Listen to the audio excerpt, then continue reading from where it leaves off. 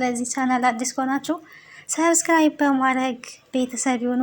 ተወዳጁን ምሳሌ ድራማ ቀጣዩን ክፍል እነሆ ወደ እናንተ ይዤ መጥቻለሁ። በመግቢያው ላይ እንዳያችሁት እንግዲህ መሀሌት ብሩክ ቤቱን እንዳልሸጠ ከዝና ኢንፎርሜሽን ሰምታለች። ቅድስቴ ደግሞ የቅናት ነገር ይዟት እንግዲህ ይሄኔ እኮ አባትሽ ከሌላ ሴት ጋር እንደፈለገ እየሆነው የሚል ሀሳብም ገብቷታል። ወዲህ ደግሞ እኔ አስቀይሜው ነው የጠፋው እያለች በብዙ እየተጨነቀች ነበረ። ብሩኬ እንግዲህ አሁን ላይ በአዲስ ነገር ተመልሶ መጥቷል ማለት ነው። እስከ መጨረሻው ቪዲዮን ተከታተሉ፣ ላይክ አድርጉ። ቅድስትን ያው ሰርፕራይዝ ለማድረግ ብሎ ነው ከቤት የጠፋው። አሁን ደግሞ ተመልሷል እላችኋለሁ። ሀሳብና አስተያየታችሁን በኮሜንት ጣፉልን። ቅድስት እንግዲህ ቅናት ይዟታል፣ ወዲህ ደግሞ ሀሳብ ይዟታል። ከሌላ ሴት ጋር እንደፈለገ እየሆነ ይሆናል የሚል እንግዲህ አሁን ላይ የራሷ የኔ ነው ብላ ስለምታስብ ስለምትወደው ጥርጣሬ ውስጥም ገብታለች። መጥፋቱ በጣም አሳስቧታል። ከምሳሌ ጋር እንግዲህ እየተጫወተች ሲመጣ አንበርክከን ነው የምናናዝዘው እያለች ነው። ልጅቷ ደግሞ ምሳሌ አይ አናንበረክከውም እያለች ትገኛለች። እና ዞሮ ዞሮ ግን ያው የጠፋው ለመልካም ነው ማለት ነው። እውነተኛ የፍቅር ታሪክ ሔዋን። ሰላም ጤና ይስጥልኝ ውድና የተከበራችሁ የቻናሌ ቤተሰቦች በያላችሁበት ሰላም እግዚአብሔር ይብዛላችሁ። ለቻናሌ አዲስ የሆናችሁ ካላችሁ ሰብስክራይብ በማድረግ ቤተሰብ ይሁኑ። ቤተሰብ የሆናችሁ ሼር፣ ላይክ በማድረግ አበረታቱኝ ስል በአክብሮት እጠይቃለሁ። አጭር እውነተኛ የፍቅር ታሪክ ሔዋን። ገና በልጅነቴ ነበረ አባቴ ለሀብታም ጓደኛው እኔን እንደሚድር ቃል የገባለት። እኔ በአባቴ ሀሳብ ባለ መስማማት አማራጭ አልነበረኝምና ባልፈልግም ሁለተኛ ደረጃ ትምህርቴን እንደጨረስኩ የአባቴ ጓደኛ ከዚህ በኋላ እንድማር ባለመፍቀዱና ከአባቴ ጋራ በመስማማታቸው እንዳገባ ተወሰነ። ድል ያለ ሰርግ ተደግሶ ዓለሜን ሳላይ አለመሽ ተባለልኝ። ተጋባን። ለመጀመሪያ ቀን ባሌ ቤት ስገባ የእስር ቤት ሕይወት አንድ ብዬ መጀመሬን ለራሴ አሰብኩ። መረረኝም ጣፈጠኝም አማራጭ አልነበረኝምና የቤት እመቤትነት ኑሮ ሳልፈልግ አንድ ብዬ ጀመርኩት። ቀናቶች ተቆጠሩ፣ ወራትን ወለዱ። ባሌ ትልቅ ሰው ከመሆኑ ባሻገር ለኔ መልካም ለመሆንና ካለሁበት የሐዘን ኑሮ ሊያወጣኝ ይጥራል። እውነት ለመናገር ክፉ የሚባል አይነት ሰው አይደለም። አንዳንዴ ፈገግ ብዬ ካየኝ በደስታ የሚሆነውን ነው የሚያጣው። የሚጎልብኝ አንድም ነገር የለም። ባዶ የሚባል አይነት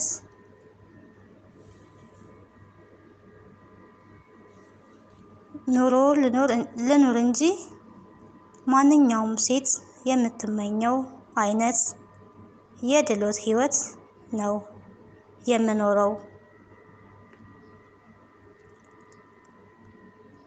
ያልኩትንም ነገር በመፈጸም ሆነ የሚያስፈልጉኝን ነገሮች በማሟላት ወደ ኋላ አይልም። ግን እኔ ከአባቴ እኩያ ጋራ በፍቅር አብሮ መክነፉ የማላስበው ሆነ። በቃ ጭራሽ የሚሆንልኝን ነገሮች አባት ለልጁ የሚያደርገው እንክብካቤ አድርጌ እስከምቆጥረው ደርሻለሁ። ከባለቤቴ አቶ ሽፈራው ጋራ እስካሁን አንሶላ አልተጋፈፍንም። ለየብቻ ነው የምናድረው። እንደዚህ ፍላጎቴን ማሟላት ከዚህ ከባድ መስዋዕትነት ይጀምራል። እኔ ፍቃደኛ ባለመሆኔና ለዚህ ነገር ዝግጁ እስከመሆን እንዲታገሰኝ ስነግረው ቅር ቢለውም ፍላጎቴን አልተቃወምም። ለዛም ነው ጥሩ ሰው መሆኑን በአንደበቴ የምመሰክረው። ግን አንድ ነገር እርግጠኛ ሆኜ አውቃለሁ፣ እንደሚወደኝ። አንድ ቀን አባቴ ሊጠይቀኝ ሲመጣ እኔ ሌላ ክፍል እንደምተኛ አወቀ። በጣም ተበሳጨ። ይሄንን አይነት ወርቅ ህይወት ሰጥቼሽ ምን ፈልገሽ ነው እንደዚህ የምትሆኚ አለኝ። የአባቴ እንደዛ መበሳጨት አልገባኝም። ባለቤቴ እንኳን የሱን ያህል አልተማረረብኝም። ነገሮችን ገና መቀበል እንዳልቻልኩና ትንሽ ጊዜ እንዲታገሰኝ ለባሌ ነግሬው መስማማቱን ስነግረው እስከ መቼ ነው የሚታገስሽ? ዓመት ሊሞላችሁ ምን ቀረ? ባይሆን ውለጅና ይህን ሀብት የሚወርስ ልጅ ሰጥተሽ አስደስችው አለኝ። እኔ ብወልድ ሀብቱ የሱ የሚሆን ይመስል ነገሮችን እንደማስተካከል ቃል ገብቼለት ከስንት ጭቅጭቅ በኋላ አሳመንኩት። ባሌ ደውሎ የመጨረሻ ልጁ ነገ ከአውስትራሊያ እንደሚመጣ እና የሚያስፈልግ ነገር ካለ ለሰራተኞች ነግሬ እንዲያስተካክሉ በትህትና ጠየቀኝ። ሁሉን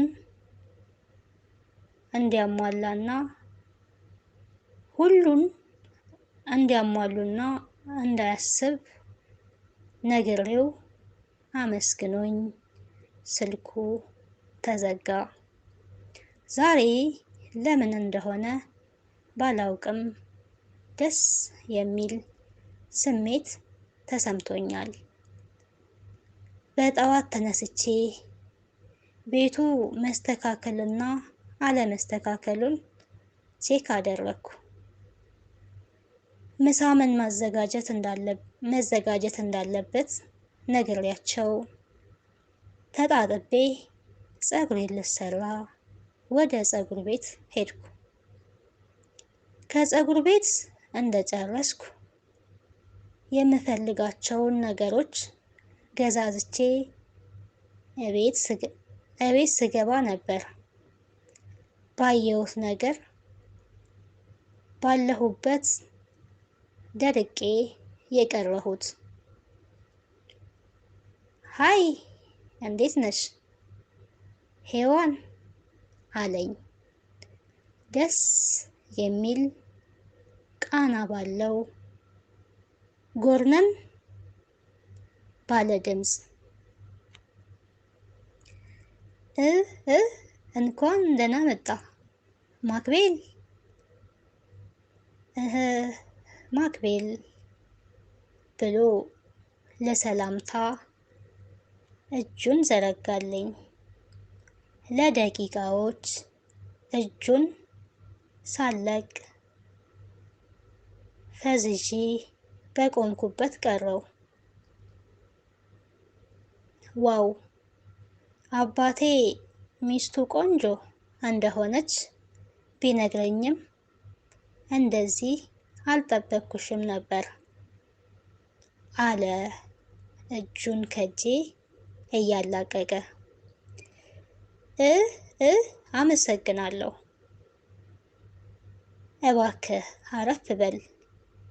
መኝታ ቤት ገብቼ መጣው ብዬው የመሮጥ ያህል ካጠገቡ ጠፋው።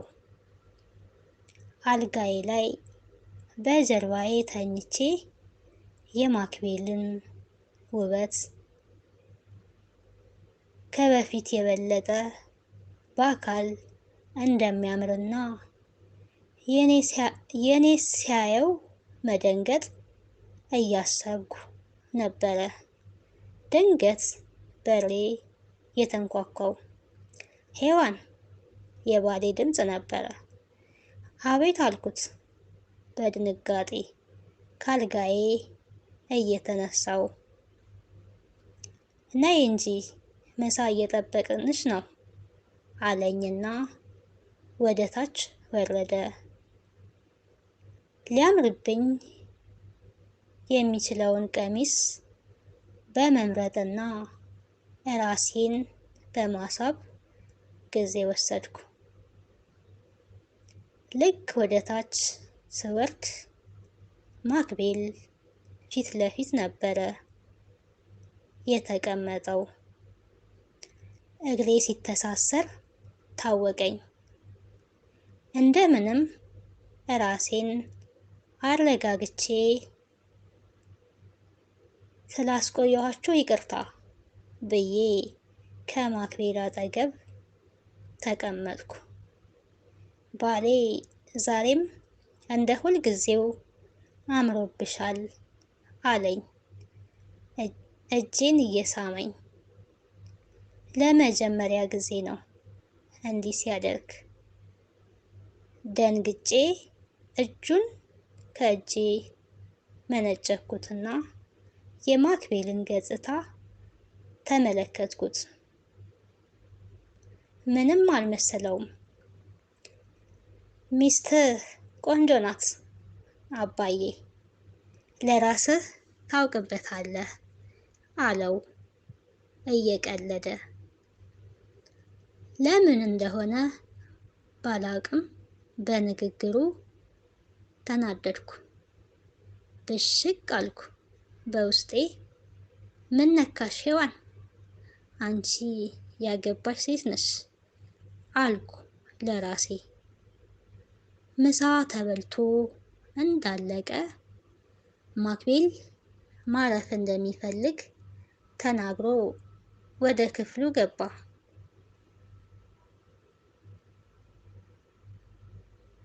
ሳላስበው በዓይኔ ተከተልኩት። ቆሞ ሁኔታዬን ሲመለከት የነበረው ባሌ ዛሬ ደስ ያለሽ ትመስያለሽ አለኝ። የባሌ ድምፅ ነበረ ከሀሳቤ ያነቃኝ። ምን ተገኝቶ? ያው እንደ በፊቱ ነኝ። ግባና ልረፍ፣ ትንሽ ራሴን አሞኛል አልኩት እየተርበተበትኩ። መድኃኒቱ ሰጂ፣ ምናልባት ፀጉርሽን ስለተሰራሽ ይሆናል አለኝ። ይሆናል ልግባና ልረፍበት ብዬው ወደ ክፍሌ ሄድኩ። አልጋዬ ላይ ጋደም እንዳልኩ ነኝ። የማላውቀው የተዘበራረቀ ስሜት ይሰማኛል። ደጋግሜ ማክቤልን አስብና ፈገግ እላለሁ። ይቀጥላል። ሔዋን የሚለውን ተከታታይ ትረካ ወደ እናንተ ይዤ በቀጣይ የምመጣ ይሆናል። ሔዋን የፍቅር ታሪክ እንግዲህ እንደተመለከታችሁት ይሄንን ይመስል ነበረ። ካለ ፍቃዷ የገባችበት ህይወት ሔዋን ፓርትቱ ምን ይሆናል የሚለውን አብረን የምናይ ይሆናል። ባይ ባይ።